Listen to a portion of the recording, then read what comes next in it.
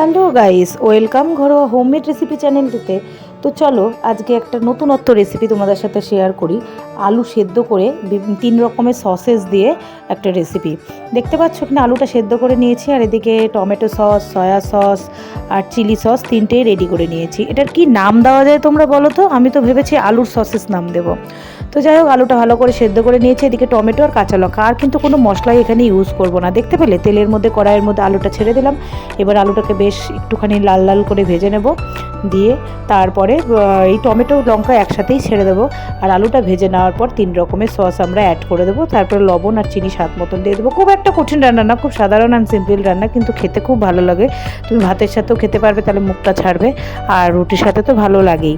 তো দেখো, এক এক করে আমি সসগুলোকে রেডি করে দিচ্ছি।